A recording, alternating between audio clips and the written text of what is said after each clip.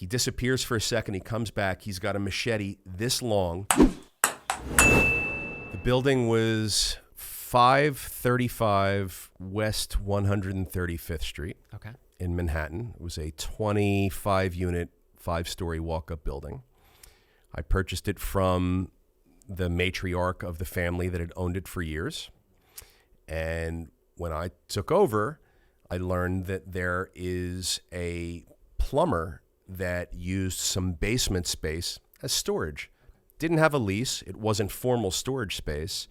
He was just friendly with the matriarch of this family. And she said, oh, yeah, come in and, store your pipes and your equipment in the basement. And I said to the seller, what are we doing with this plumber? He said, oh, he'll move out. He knows he's got to move out. We've known him for 80,000 years. And, he's sad, but he'll move out. Okay, great. So buy the building. A month goes by. I call the guy, say, hey, just checking in, what are your plans? We're going to be renovating the basement and putting in new systems, and we need access. And yeah, I'm getting it out. Another month goes by.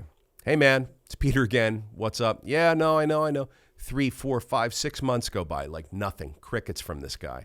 And I saw him one day on 135th Street, about 200 feet up from where the building was. And I said, hey, man, we got to figure this out now, because I got people coming the next Saturday with trucks. They're going to just pull out all your expensive equipment. I don't want to do that, but you got to work with me here. It's been like 6 months. The guy's pissed. He disappears for a second. He comes back. He's got a machete this long, and he starts running at me. He raises it up over his head, and he starts running at me.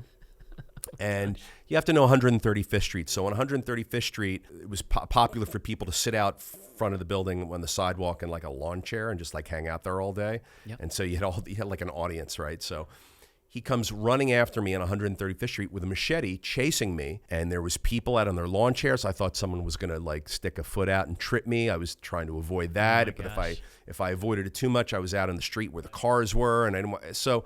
It was a little hairy, and then I sort of ran up and back a couple of times. Then I had to start going in circles and doing figure eights and loops. I was trying to tire him out. I did tire him out, but I was pretty friggin' exhausted as well. Dang. And the next day, he had his stuff out. So I got the stuff out of the building, but the price that I had to pay was I had to be the laughingstock of 135th Street, and I was scared and getting chased by a crazy dude with a machete.